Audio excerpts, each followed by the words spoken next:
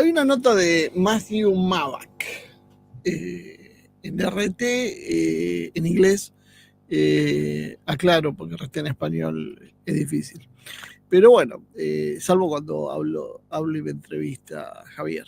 Pero fuera de eso, las mejores cosas, la verdad, las encontrás en la versión en inglés. Y apareció un artículo que era una crítica profunda, estructural, a la política educativa, sobre todo la política educativa elitista de Estados Unidos, y cómo esto articulaba con el poder blando y la desigualdad social, ¿no? En el artículo hacía algo, había pensado en real leerlo, es un artículo muy largo, les recomiendo que lo busquen y lo lean si les interesa, porque habla de educación, pero habla también de geopolítica, habla de economía, de cultura, de inteligencia artificial, todo en un mismo hilo, ¿no? Y en definitiva, la conclusión del artículo, o el objeto del artículo, es la captura del poder por parte de las élites globales disfrazadas de meritocracia. Es una palabra que se ha puesto de moda en los últimos años, ¿no? Solo dejé, para que no sea tan extenso, que igual es medio extenso lo de hoy, los últimos párrafos de la nota, que termina diciendo así, ¿no? En última instancia, los tecnócratas de la Ivy League suelen funcionar como un enorme parásito burocrático, desviando la riqueza pública y privada hacia las manos de una élite. ¿Qué modelo socioeconómico universal legan estas instituciones al mundo? Solo se me ocurre un ejemplo como referencia para el futuro: la India colonial, también conocida como el Raj británico. Quizás sea una exageración, pero tengan paciencia. Se habla de una pequeña minoría elitista que conduce a una enorme mayoría. A medida que las desigualdades universitarias globales se amplían aún más, tal vez sea hora de repensar nuevos enfoques para nivelar el campo educativo, ya que muchas instituciones tradicionales pueden simplemente desaparecer durante el volátil periodo 2025-2030. Sin embargo, soy optimista y creo que el uso de la inteligencia artificial en la educación será un gran ecualizador, pero también temo que las grandes tecnológicas obliguen a los gobiernos a utilizar sus soluciones de tecnología educativa patentadas, que ya muestran indicios de una inteligencia artificial descontrolada, simplemente porque el nuevo y audaz mundo se centra en el control y el poder, no en el empoderamiento. Esto viene a raíz de esa enorme disputa que se está dando en Estados Unidos. Fuera de Estados Unidos no se habla poco del tema, pero algunos habrán escuchado que Donald Trump ha ido recortando el dinero que está aportando el Estado a grandes universidades, como es el caso de la Universidad de Harvard. Miles de millones de dólares son los que ha impuesto Trump, que le ha impuesto recortes, y esto ha generado, bueno, un choque hasta tal punto que ha habido una especie de huelga contra Trump en Harvard, ¿no? Y uno se queda, bueno, podríamos decir la élite de la élite, básicamente, ¿no? Y en definitiva, con esto vamos al punto que es la parte medular de lo que trajimos para hoy, que tiene que ver cómo funciona Harvard, pero no solo Harvard, sino la Ivy League en general. La Ivy League, para los que no lo conocen, es, podríamos decir, el grupo de universidades más prestigiosas de los Estados Unidos. Obviamente, más caras. Y esto se ha transformado, la Ivy League, en un instrumento de poder blando y de control social, que apunta a un cierre institucional contra la apertura que ellos declaman, ¿no? Y apuntan también hacia la apertura e inclusión las universidades de élite mantienen en realidad, a pesar de esas políticas enunciadas. Acuérdense, todas estas políticas DEI son todas nacidas precisamente de estas universidades. Bueno, estas políticas terminan siendo en realidad la cara que oculta un opaco proceso de administración que en la nota describe largamente el autor, ¿no? Se habla de, como decíamos, de herencias familiares, donaciones millonarias, redes geopolíticas y de influencia, y también esto se mezcla con la prohibición reciente de Donald Trump o el intento de prohibición de estudiantes internacionales, y que esto se cruza con lo que sería un canal de influencia extranjera donde China intenta utilizar su soft power en los Estados Unidos mediante la educación. Fíjese qué curioso cómo la Ivy League, que es de donde sale la crème de la crème, que va a nutrir luego las corporaciones, los gobiernos, toda instancia de poder. Cuando uno habla de una élite que conduce, o cuando habla de una clase política, en realidad tiene que referirse a un conjunto de actividades que no solo son necesariamente los políticos profesionales que conocemos. China detectó eso e intenta generar su influencia dentro de estas universidades. Por lo tanto, es lo que produce esa reacción de Trump.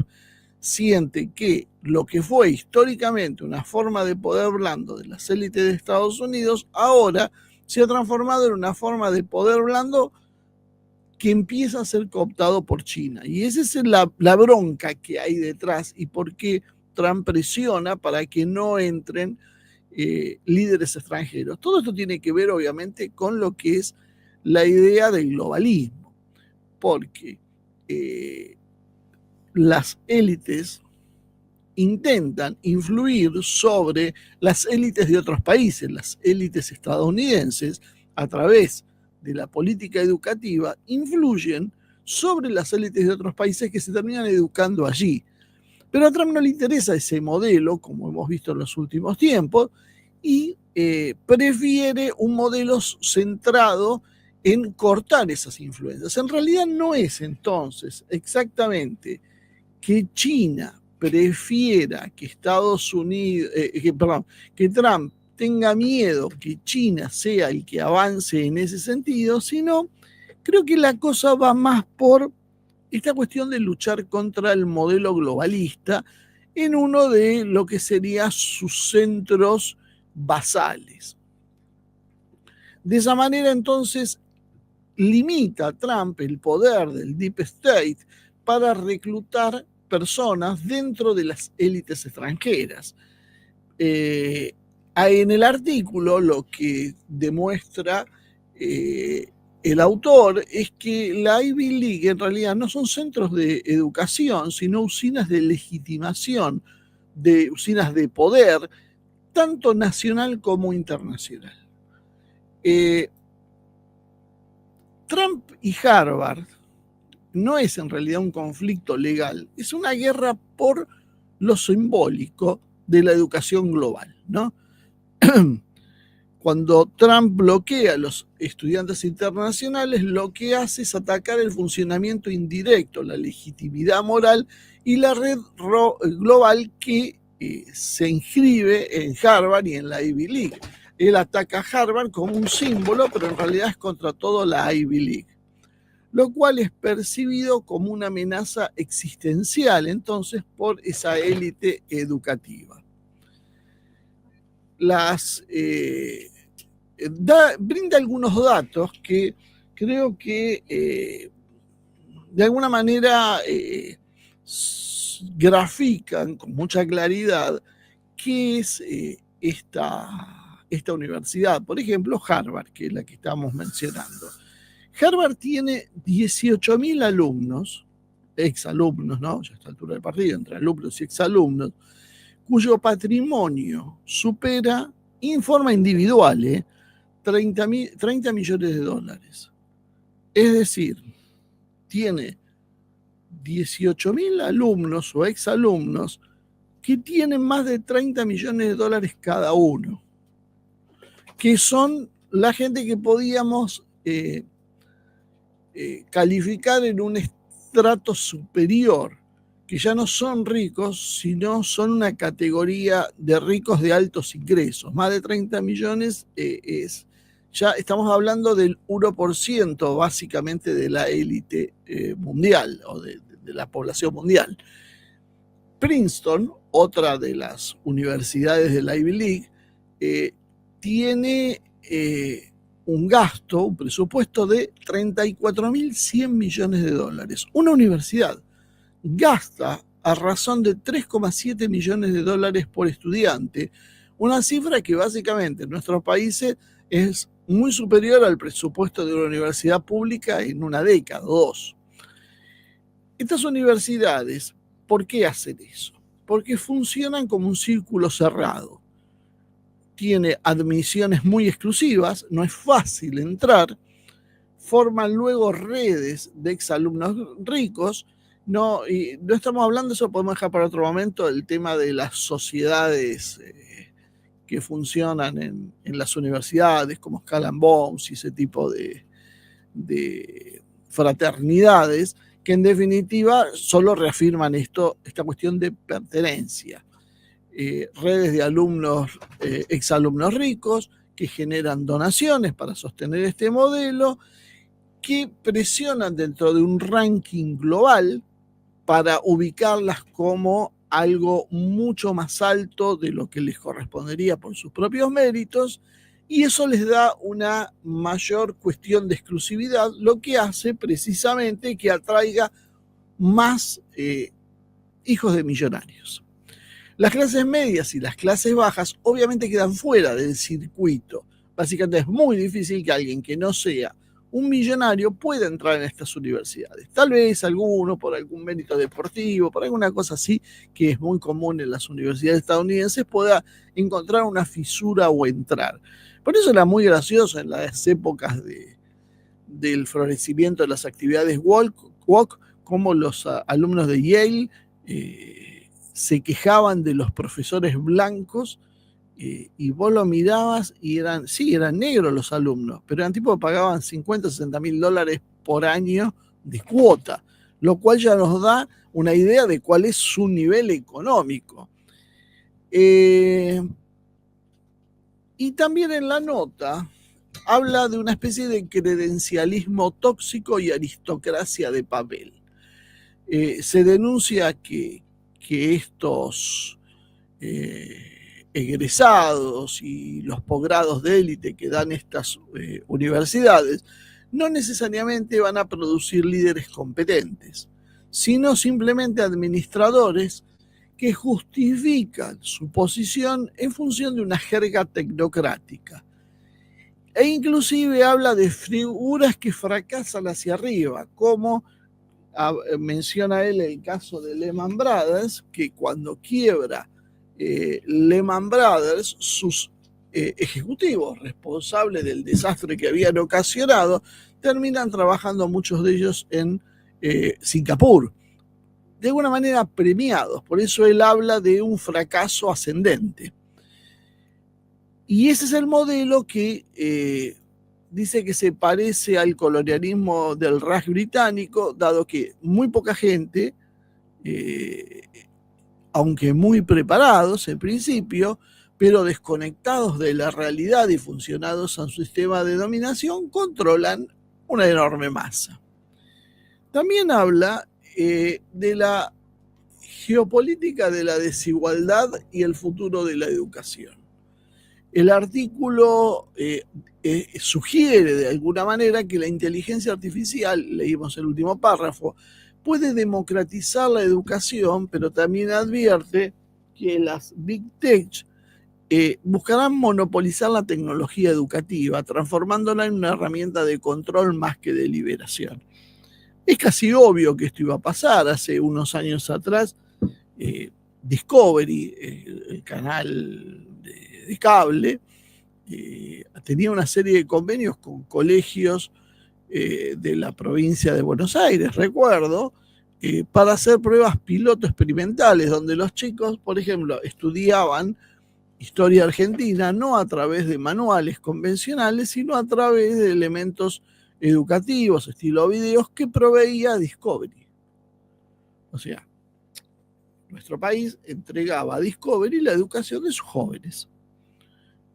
Discovery era básicamente quien hacía el material educativo. Bueno, no sé si tendríamos que alarmarnos mucho porque otras editoriales españolas muchas veces son las que manejan también el sistema de manuales que se usaban en los colegios, por lo menos hasta hace unos años atrás.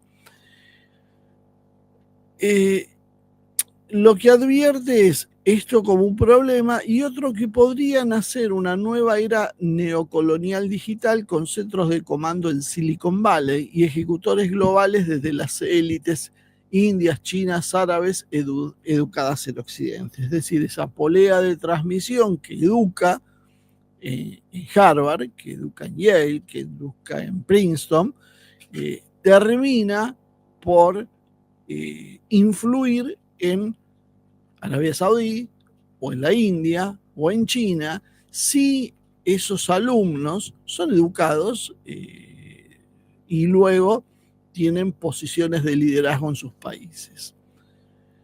Este artículo básicamente lo que hace es poner de manifiesto que hay una enorme hipocresía global sobre el sistema, ¿no?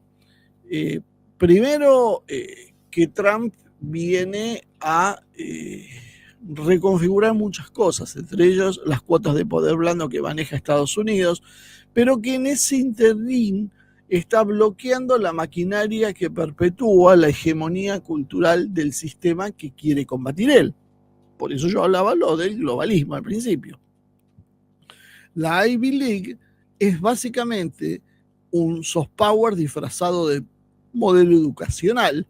Las universidades de élite en realidad no son faros de conocimiento universal como se presentan públicamente, sino herramientas geopolíticas que capturan, forman y redistribuyen el poder en favor de una red transnacional que conducen ellos mismos. Estamos también ante una crisis educativa estructural y no coyuntural.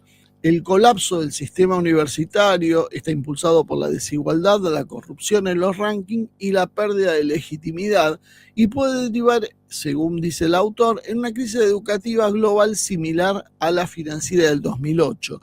Yo, por cuestiones de tiempo y de abreviar, traté de no dar muchos de los datos que dice, pero él cuestiona mucho los rankings educativos, donde estas universidades ocupan tal posición. Inclusive saca el ejemplo de una universidad, creo que era de Asia, que ascienden las posiciones mientras en realidad estallan los escándalos por fraude académico.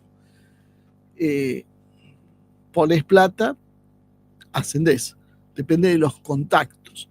Él cuestiona las formas de evaluación que hay y precisamente a los evaluadores como susceptibles de ser corrompidos. Y esto, ¿qué es lo que genera? Genera una forma sofisticada de colonialismo moderno. Es decir, la colonización ha variado las herramientas que se utilizan a lo largo de las décadas. Hoy no se actúa de la misma manera que se actuaba a principios del siglo XX o a mediados del siglo XX. Ha ido cambiando y hoy la forma de colonismo educativo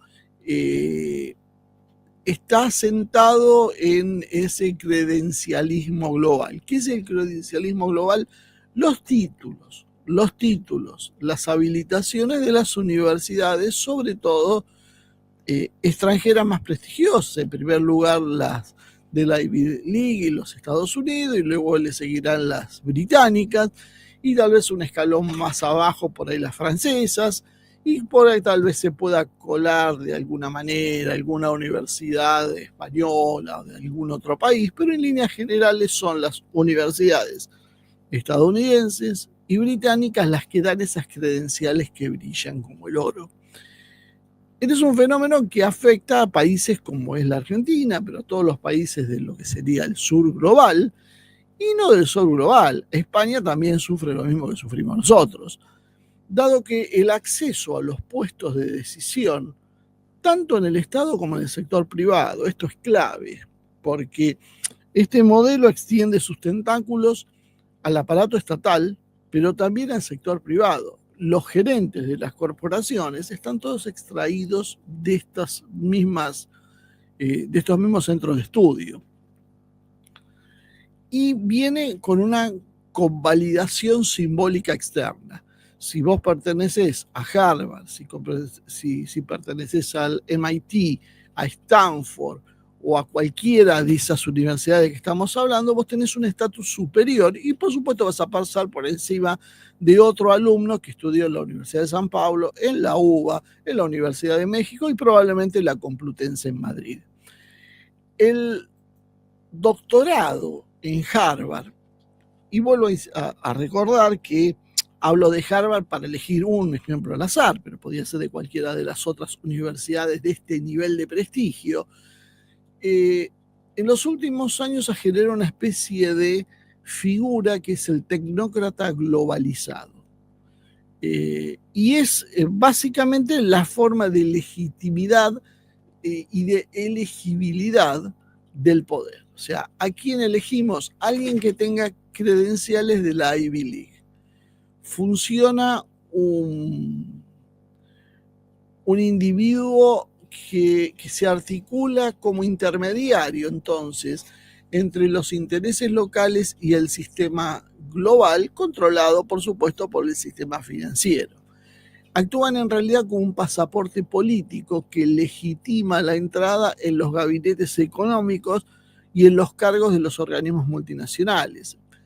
Quien en el BID, en el FMI, en el Banco Mundial, en la OCDE o en cualquiera de estas grandes instituciones puede aterrizar o puede pertenecer a una consultora de prestigio internacional o al directorio de una corporación, si no pasó por la Ivy League. Es muy difícil. Generalmente accede el que pasó por la Ivy League, entonces va a tener su diploma en Harvard y eso lo habilita a ser considerado como uno más y que se le abran esas puertas. Entonces empieza a generar una especie de casta transnacional, dado que comparten entre ellos una misma cultura, un mismo lenguaje técnico, pero también una misma visión del mundo, que no necesariamente va a responder, que probablemente, seguramente no va a responder a los intereses nacionales. Y eso es el objetivo de ese soft power. Yo te formo las élites que te van a gobernar. Lo que hizo Estados Unidos fue formar las élites de muchos países. Por eso es el proceso de subordinación que hay. Porque nuestras élites, tanto políticas como empresariales, educativas, culturales, están educadas allá, con valores de allá. No tienen estas consideraciones que tendrían que si fueran producto de nuestra propia cultura. ¿Qué es lo que genera esto? Bueno, genera una dependencia estructural. Las decisiones luego se van a empezar a justificar en función de las mejores prácticas internacionales. Por eso uno pasea por el centro de Buenos Aires y parece que está paseando por el centro de Madrid. ¿Y por qué se da eso? Porque estudiaron al mismo lado, porque tienen las mismas ideas, porque tienen la misma visión del mundo, porque quieren el futuro sustentable, están a favor de la ecología, de la movilidad, del no uso del automóvil particular, porque salen todos del mismo lado. Entonces, sus decisiones tienen que ver con las mejores prácticas internacionales y no en un análisis contextual ni una realidad local. Esos funcionarios, entonces, que están formados en el exterior, tienen un desarraigo político. Vienen, dirigen a nuestros países, pero en realidad su mente y su corazón están en Estados Unidos. y en el Estados Unidos globalista, para más datos, que es importante esta distinción. ¿Qué es lo que hacen? No tienen sensibilidad social, viven en una realidad de papeles y son herramientas claves para perpetuar la desigualdad. El acceso a esas universidades, recordemos, exige tener un capital social, económico y simbólico que excluye a mínimamente el 95% de la población, sino tal vez más.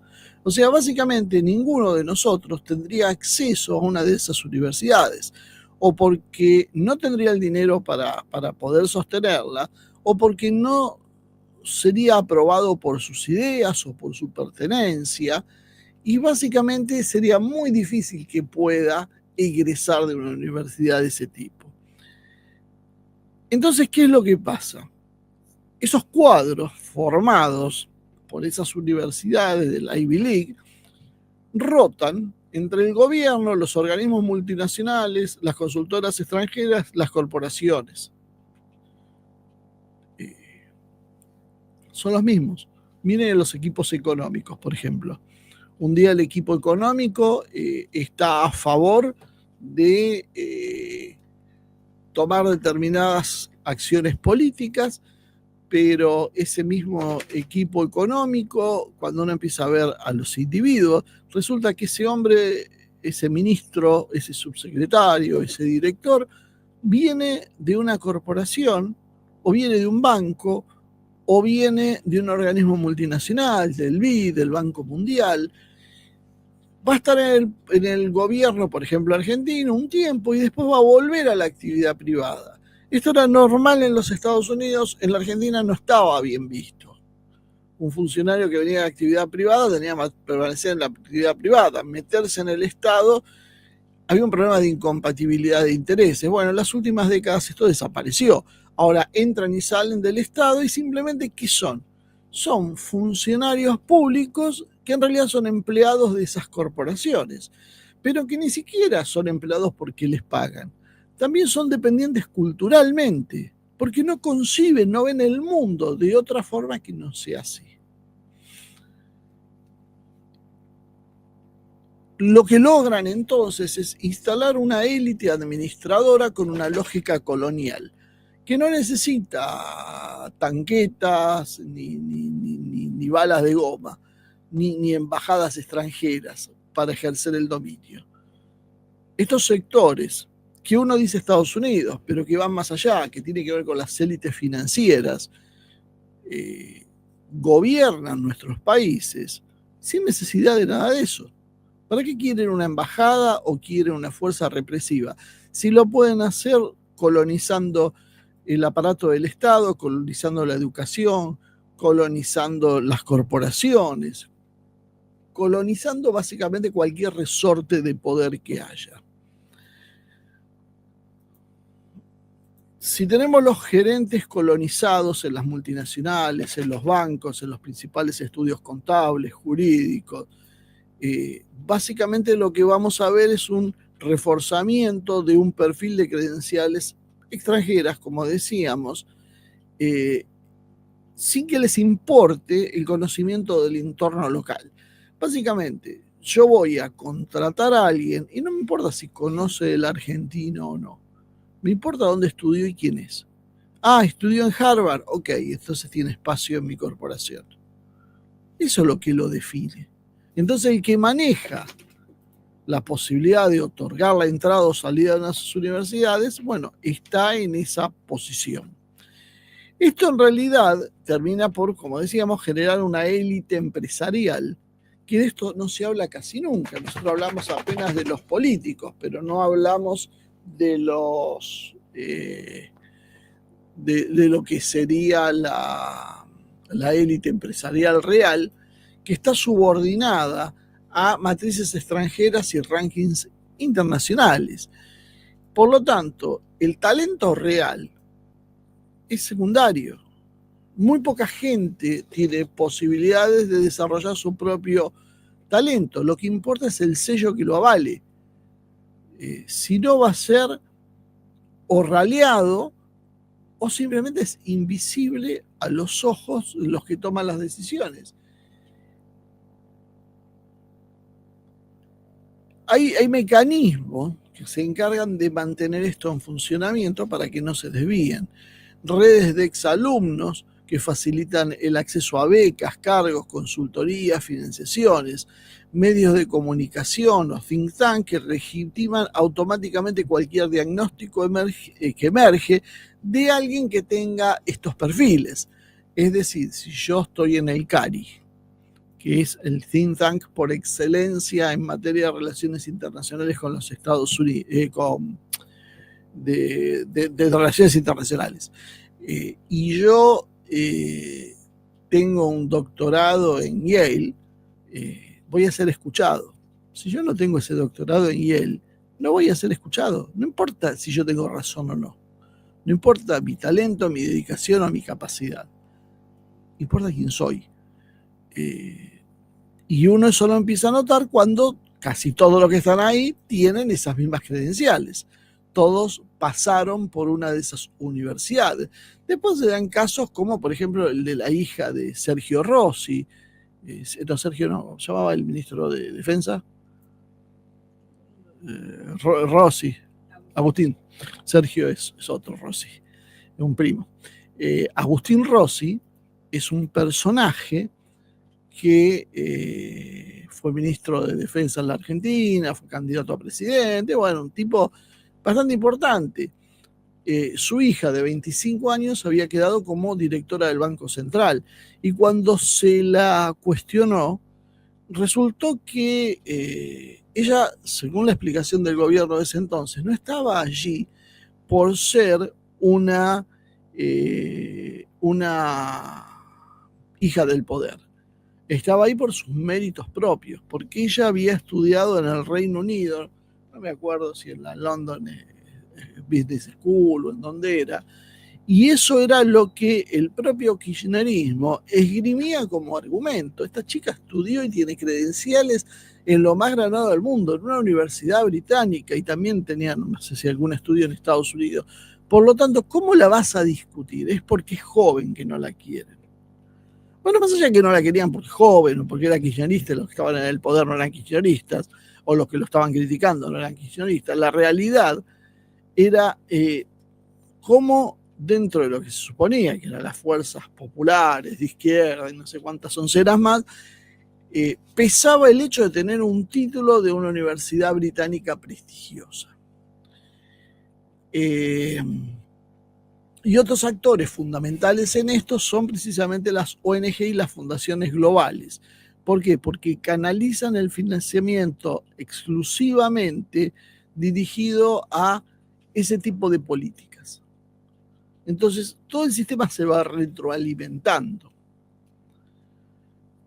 Yo doy el ejemplo más natural, que sería el de la Argentina, más natural para mí, porque yo vivo acá, porque soy argentino. Cada uno, esto le puede cambiar los nombres y ponerlos de su propio país para poder entenderlo, porque no va a variar demasiado, va a cambiar el nombre, pero el esquema es el mismo. ¿Qué es lo que le pasa a la Argentina con este modelo? Tiene una pérdida de soberanía técnica, porque termina aceptando recetas que nunca diseñó ningún argentino. Desde Martínez de Oz en adelante venimos aplicando todas las recetas que vienen de afuera, que son para problemas normalmente que uno no tiene y que utilizan herramientas que son nocivas y que no son necesarias para ese problema. Hay una desconexión entre la política y la gestión. Se produce entonces una fractura entre la conducción política y los cuadros técnicos. Lo hemos visto todos pasar en el país. Cómo hay que profesionalizar la política, las decisiones tienen que hacer los técnicos. Encima tenemos cuadros políticos que son cada vez más ignorantes, evidentemente ni siquiera si quisieran pueden solucionar los problemas, entonces se rodean de técnicos que salen de esas universidades que decíamos. Por ende, ¿quién gobierna efectivamente? Los que formaron a esa gente. Que esa gente va a reproducir ese modelo. El político no sabe de qué está hablando, lo único que le interesa es conservar su puesto y nada más. Y todo esto termina por eliminar cualquier proyecto de desarrollo con autonomía propia.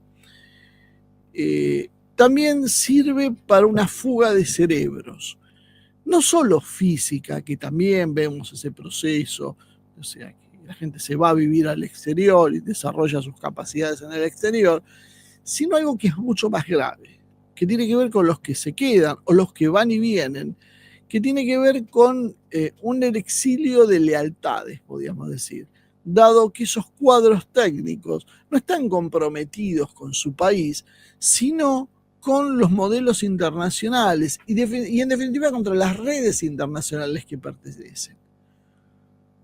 Su cuadro, su poder, responde a qué? Responde al que los puso ahí, responde a dónde estudió, a quiénes fueron los alumnos, a quienes estaban, quienes le dieron su esencia. Entonces el doctorado en Harvard no termina siendo solo un título. En realidad es una especie de visa simbólica de ciudadanía global. Con ese doctorado yo puedo pertenecer a cualquier gobierno o cualquier corporación en cualquier parte del mundo, por lo menos de Occidente, que va a reverenciar el origen de mis cuadros, ¿no? Países como la Argentina son la muestra de una claudicación donde la Argentina renuncia en función de esto a tener una escuela propia de desarrollo de pensamiento técnico, económico y político. Es decir, la Argentina busca de alguna manera las soluciones afuera. No busca tener un pensamiento propio, no genera cuadros propios, porque básicamente hay una decisión política de esta gente de no hacerlo. ¿Por qué? Porque solo va a acceder a ese cuadro un mínimo porcentaje de la población que pueda reunir las condiciones para hacerlo. Entonces, por lo tanto, se reaseguran la no interferencia de personajes externos y les permite esto a esta élite controlar y no ser amenazada en sus puestos. Y a quienes los formaron, que son los verdaderos dueños del circo, les permiten lo contrario, le permiten decidir sobre las políticas de nuestro país.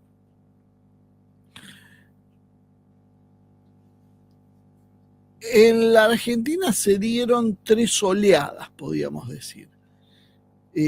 Las más importantes, por lo menos, cada uno después va a tener sus propias interpretaciones, pero bueno, las principales tienen que ver con una primera ola neoliberal que empieza en los años 70 y que más o menos dura hasta los años 90, básicamente constituida por economistas formados en la Universidad de Chicago, se acuerdan cómo se los conocía como los Chicago Boys, muchos venían de Harvard, Columbia, y con becas de fundaciones del estilo de la Ford o de la Fulbright. Su ideología era ortodoxa monetarista, estaban a favor de las privatizaciones, apertura comercial y desregulación. Fíjense si no les servía a quienes los educaron, porque las privatizaciones, la apertura comercial y la desregularización iba a favorecer el negocio de esas corporaciones. Es decir, las corporaciones fabrican los propios funcionarios que luego las van a juzgar, las van a alimentar. Por ende, sus políticas no son amenazadas. ¿Quiénes son con nombre y apellido? ¿Quiénes pertenecieron a esto? A algunos les va a sonar. Martínez de Hoz, ministro de Economía entre el 76 y el 81. Es el prototipo del tecnócrata anglófilo. Su sucesor, compañero de ruta, Domingo Cavallo, cuyo título es un doctorado en Harvard, que fue el autor de la convertibilidad, y pasó por el FMI, el BID y la Harvard Kennedy School. Vemos cómo el círculo que yo mencionaba se produce, entran y salen. Participaron en esa ola redes institucionales como el FMI, el Banco Mundial, el BID, la Fundación Mediterránea, y think tank como el de Fiel, que es la versión financiera internacional, podríamos decir. ¿Qué trajo esto como consecuencia? El establecimiento de lo que era el consenso de Washington, cosa que hasta ese momento no se hablaba. El consenso de Washington, ¿qué significó para la Argentina? Desindustrialización y extranjerización de los sectores estratégicos. Por eso digo, vayan cambiando los nombres y pensando lo que pasó en sus países y van a ver que más o menos, inclusive temporariamente, hubo ciertos paralelos. Estos procesos con distintos nombres, con distintos actores, se daban en otros países más o menos simultáneamente. ¿Por qué? Porque las élites financieras globales imponían sus políticas al resto del mundo, sobre todo en Occidente. Y eso le generó además también el control, o sea, consolidar un modelo de control de dependencia financiero estructural, básicamente la deuda externa. La deuda externa como mecanismo de control político. Luego apareció una segunda ola. Entre el año 2000 y 2020 más o menos, que eso sería, podríamos calificarla como la tecnocracia globalizadora. Estos son jóvenes formados principalmente en Yale, en la LSI, en el MIT, y tenían experiencia de gobierno en el FMI, el OCDE, el BID. Fíjense que algunas cosas van permaneciendo, es como el ordenamiento que tiene esta gente. ¿Cómo se presentó toda esta generación? Como profesionales apolíticos y profundamente neutrales. No son políticos de derecha, no vienen de la política, son técnicos. Y esos técnicos son insospechados de hacer cosas malas por políticos. Y eso nos decían, son los que tienen que manejar las cosas, porque ellos lo van a hacer sin politiquería barata. Ellos lo van a hacer, como saben, porque por algo estudiaron en las universidades más prestigiosas del mundo. Nombres: Alfonso Prat-Gay, del JP Morgan, que fue exministro de Economía del PRO, Federico Sturzenegger, hoy volvió con Milei, de dónde viene del MIT, del MIT estadounidense, presidente del Banco Central, Nicolás Duhovne, exministro de Economía. Este viene del periodismo, es el único que no tengo el dato si su perfil académico, ¿no? Pero dónde había estudiado. Y el actual Luis Caputo, financiero, nexo con los fondos financieros internacionales. ¿Qué redes institucionales empezaron a pesar? La SEMA o el SEMA, la Universidad de Itela, el CIPEC. El CIPEC eran los que festejaban que por suerte la Argentina tenía una tasa de natalidad como los países menos desarrollados, ¿se acuerdan? Y que festejaban que haya bajado 500.000 los nacimientos, 250.000 los nacimientos en 4 años, bueno, o 6 años. Bueno, este es el organismo, el CIPEC. Vinculados, bueno, con Davos, Banco Mundial, FMI, etcétera. Que tuvo como consecuencia esta segunda ola, el reendeudamiento acelerado con el FMI, el que hizo Macri, por que habíamos salido y volvimos a entrar, la aplicación de políticas de austeridad, con el que sea siempre vamos a tener la misma receta, que profundiza la recesión, y una subordinación nueva del mercado local al mercado de capitales global. Es decir, otra vez profundizamos la dependencia financiera. Y luego una tercera hora, que es, podríamos definirla más de alineamiento tecnodigital, que tiene un perfil dominante con una formación más híbrida entre economía, tecnología y gobernanza global. Muchos vienen de consultorías como McKinsey, fundaciones regionales, tiene una agenda que tiene que ver con los datos, la inteligencia artificial, la eficiencia y la gobernanza global. ¿Quiénes vienen de este lado? Martín Guzmán, discípulo de Stiglitz, que intentó cambiar el molde de negociación con el FMI, pero también fue al mismo lugar, y nuevas generaciones formadas en Science Pro, en IS, en el London School of Economics, como decía, que creo que si no me equivoco, de ahí venía la hija de Rossi, fundaciones internacionales como la Open Society, Bloomberg, Rockefeller, etc. Pertenecen también a redes institucionales como la OCDE, el Foro Económico Mundial, la Fundación Gates, la OpenAI y grandes tecnológicas como Google o Microsoft. Y ONGs híbridas, como mencionamos antes, al CIPEC, la Red Atlas, etc. ¿Qué trajeron estos? ¿Qué aportaron? Mayor tecnocratización del discurso público con inteligencia artificial, blockchain, gobernanza algorítmica, etcétera, que es la etapa que estamos viviendo ahora, pero profundizaron el debilitamiento del pensamiento estructural soberanista y el avance del colonialismo digital y credencialista que estamos mencionando hoy, ¿no?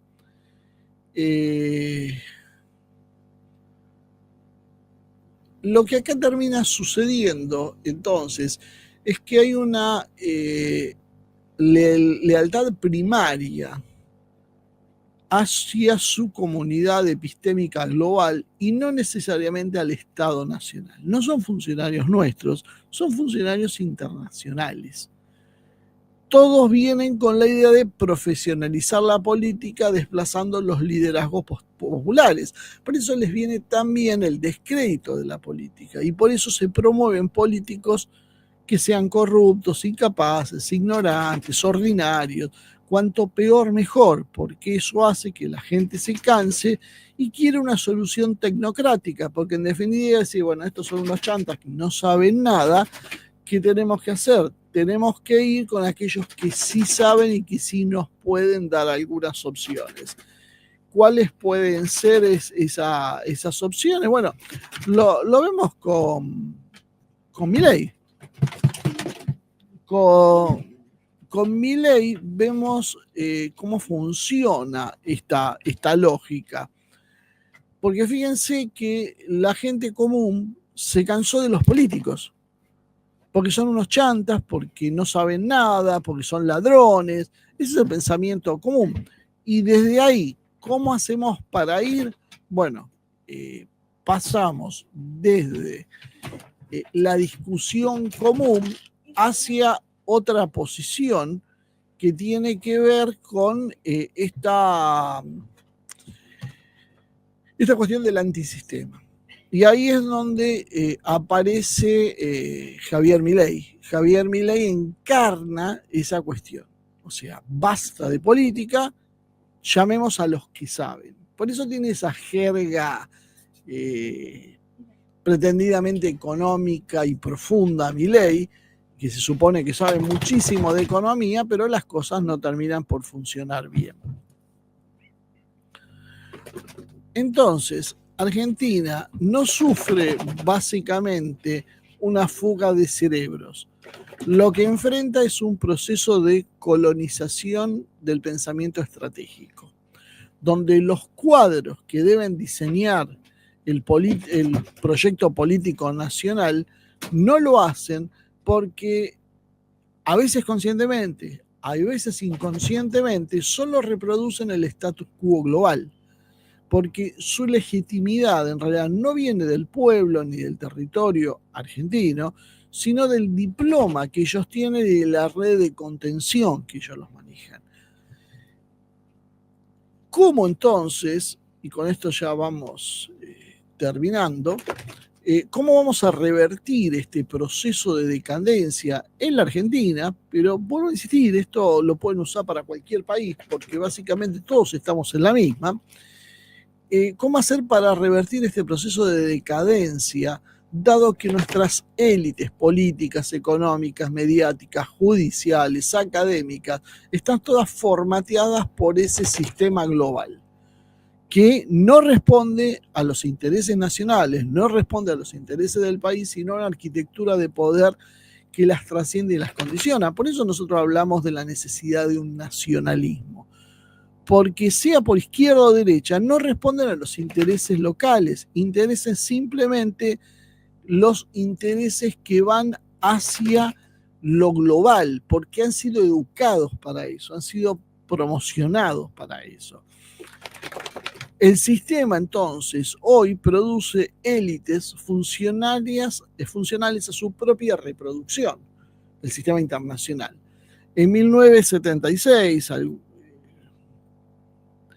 esa fecha por ahí alguno la podrá discutir o no, si es un poquito antes, no, pero más o menos de mediados de la década del 70, para que estén todos más contentos y no lo teníamos de una cuestión partidaria, se instaló un plan económico de destrucción donde cada vez más empezamos a depender del exterior. Y se cortó la tradición de tener cuadros de pensamiento nacional que eran heterodoxos, eran desarrollistas, como sucedía ya después de los gustos personales, con Plevich, con Jaureche, con Perón, con Scalabrini Ortiz y demás. Todo ese tipo de gente fue desapareciendo. Por eso hoy nos encontramos con Santoros, con Adornis, con los Perato y ese tipo de personajes que nada pueden aportar, porque se buscó gente que no pueda aportar nada porque simplemente no se los necesitaba. Hoy la mayoría de los funcionarios, de los CEOs de las corporaciones, de los jueces, de los periodistas que son influyentes, de los académicos, vienen precisamente de estas universidades extranjeras o de lo que serían sus clones locales, como el SEMA o como la DITELA. Universidades netamente al servicio de ideas de estas élites financieras internacionales. Están financiados por los think tanks o por las ONG de capital global y por consultoras que siempre sus casas matrices están en Londres o en Nueva York.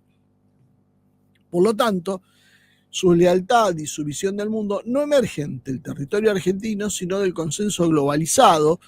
Por lo tanto, la visión que ellos tienen del país es de un proveedor de commodities y pagador de deuda, y no como una nación soberana. No les interesa el desarrollo, no está en sus planes. Por eso no hay planes de desarrollo, porque no imaginan que haya un desarrollo.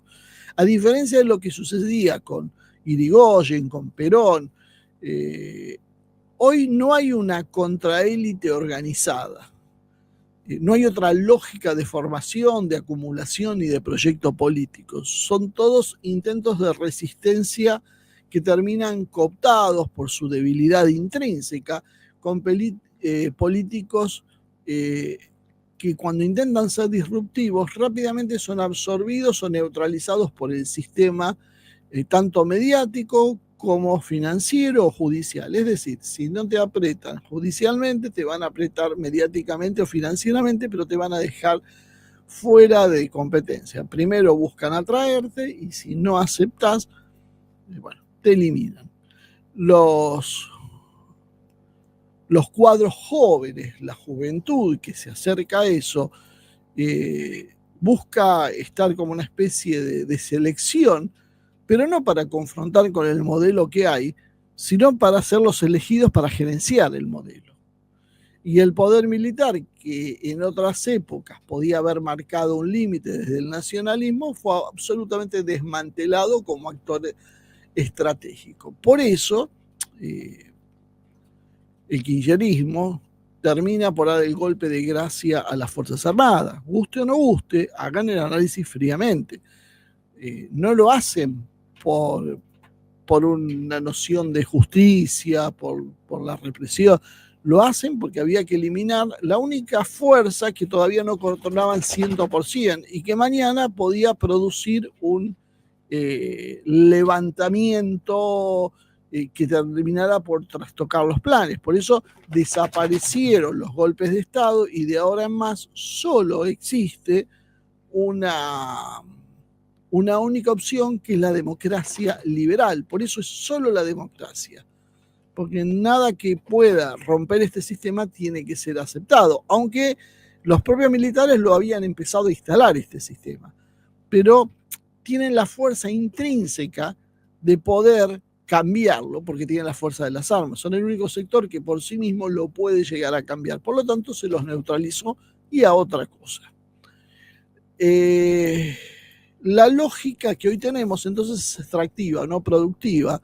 Las élites locales no invierten en desarrollo productivo nacional, sino que extraen valor para colocarlo afuera con fuga de capitales, compras de departamentos en Miami, cuentas offshore, educación en el exterior para sus hijos, que terminarán retroalimentando esta historia. A nivel estatal funciona con esta lógica, se administra el déficit para que lo financien otros, se gestiona la deuda externa mediante más deuda con bonos creativos y demás, y solo se dedican a la lucha interna por el poder, no por el rumbo del país. No hay proyecto de país porque no interesa que haya proyecto de país. Entonces, la decadencia no es coyuntural, podríamos decir, es estructural.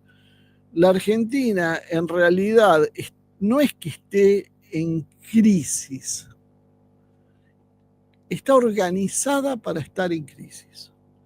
Cada vez que aparece un intento de hacer las cosas distintas de alguna manera, se termina boicoteando para que el único proyecto que prospere es el que refuerce la dependencia. Las élites creen que reconstruir la Argentina es lograr que vuelva a ser creíble en términos de mundo global, pero no en los términos propios. Por eso se aplican esas recetas ajenas que mencionábamos, se usan se usan métricas ajenas y se educan a los líderes con mandatos que son ajenos. Entonces, el problema de la Argentina no es la pobreza, no son los marrones, como dicen los libertarios, sino es su clase dirigente. Exactamente es lo contrario. La gente educada en el exterior, independientemente de su color de piel, es la responsable de la situación en que estamos. Porque ellos son los que toman las decisiones que nos llevan a este punto. Tenemos una élite que no tiene proyecto nacional, no tiene vínculo con su propio pueblo y no tiene ningún deseo de transformación estructural del país.